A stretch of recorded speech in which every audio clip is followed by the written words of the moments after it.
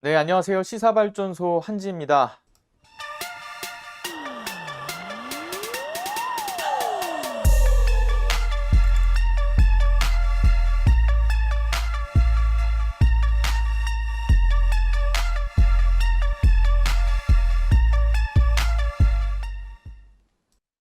정경심 교수 2심 재판부가 결정이 되었다라고 하죠.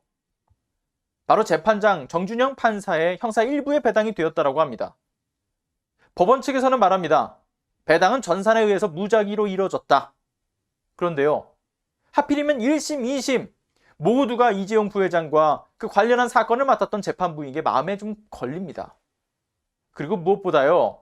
1심의 임정엽 판사만큼이나 논란이 많았던 정준영 판사가 있는 형사 일부에 배당이 되었다. 이 또한 참 아이러니합니다. 정경심 교수 재판 2심이 형사 일부 정준영 판사에 배당이 된 이후 정말 많은 논란이 되고 있는 그 이유에 대해서 좀 짧게 짚어드리겠습니다. 일단 첫 번째, 다스를 통해서 자금을 횡령하고 삼성을 통한 뇌물수수 혐의에 대한 이러한 문제로 재판을 받았던 이명박.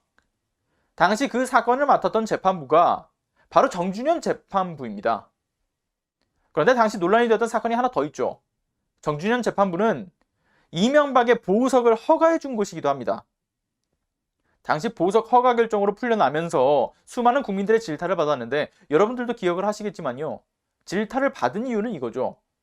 당시 실형 선고를 15년형을 이미 받고 있었던 그러한 시점에서 법원은 필요적 예외 사유를 이용해서 보석 허가를 했던 거고, 무엇보다 건강상 문제를 이유로 보석 허가를 주장을 했지만요. 이명박이 말한 그 건강상의 이유가 수감이 되어 있는 대부분의 사람들이 앓고 있는 아주 흔한 병으로 알려져 있기 때문에 형평성 논란이 있었습니다.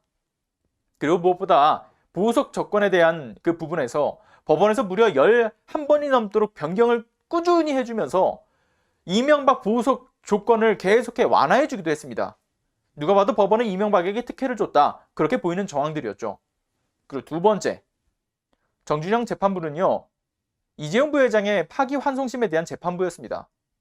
무엇보다 파기환송심에서 준법감시위원회를 설립해라. 그렇게 말을 하면서 이것을 설립하게끔 하는 주요한 역할을 한 주범이기도 하죠.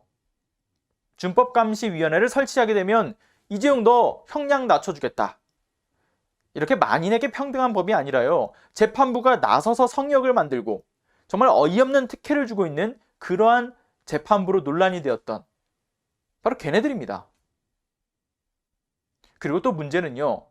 해당 준법감시위원회를 평가를 해본 결과 삼성의 돈을 받는 위원 몇 명이 최고 경영진을 감시하는 문제, 그리고 어떤 불법 행위를 막을 것인지 점검과 평가를 위한 그 틀이 전혀 잡혀있지 않아서 실효성이 없다라는 판단도 나왔던 문제, 그리고 그 과정에서 법원이 제대로 된 평가도 불가능하도록요. 그 기한을 짧게 잡는 등의 정말 적극적으로 삼성 이재용 부회장을 대변해주는 듯한 모습을 보였습니다.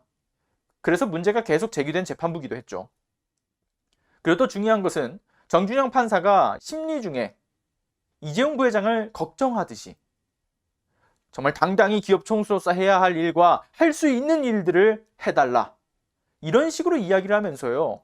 재판부의 공정성 논란을 더 부추기기도 했습니다. 다음 세 번째. 정준영 재판부는 전두환의 연희동 자택 압류 여부에 대해서 공무원 재산 몰수법은 불법 행위로 조성한 재산을 몰수할 수 있다라고 규정하고 있는데 연희동 자택은 불법 행위인 뇌물을 받아서 형성한 재산이라고 보기 힘들다, 어렵다 이렇게 이야기를 하면서 전두환의 손을 들어줬던 재판부기도 합니다. 다음 또 네 번째. 별장 성접대 의혹 그리고 뇌물수수 혐의에 대한 김학의 항소심 심리 또한요. 정준영 재판부가 맡았습니다. 어떤가요? 그 재판부가 맡았던 이력들 견적이 딱 나오지 않나요? 정경심 교수님 2심 재판이 어떤 식의 결과가 있을지는 벌써부터 예상이 되는 부분입니다. 불공정의 끝판왕 임정엽과 거의 같은 급의 문제가 있는 정준영 재판부로 배당이 되어버린 것 정말 우연일까요? 그리고 그 정준영 재판부가 맡아왔던 수많은 그 논란의 재판들, 왜 그는 항상 그런 재판만 맡았을까요? 사법부의 사법농단 여전히 진행 중이라는 점을 우리는 경계를 해야 합니다. 오늘은 여기까지 하겠습니다. 여러분들의 자발적인 공유는 더 많은 분들이 개혁의 필요성을 인지하고 함께 목소리를 내게 하는데 정말 큰 힘이 됩니다. 구독 안 하셨다면 구독과 알람 설정 부탁드리고요. 좋아요도 부탁드리겠습니다.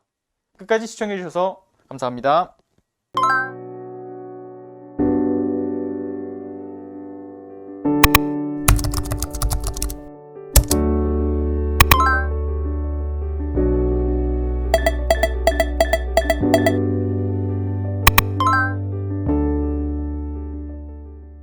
안녕하세요. 시사발전소 소장 한지입니다. 시사발전소는 진실을 찾는 민주언론으로서의 역할을 다하기 위해서 다양한 방법으로 활동을 이어나가고 있습니다.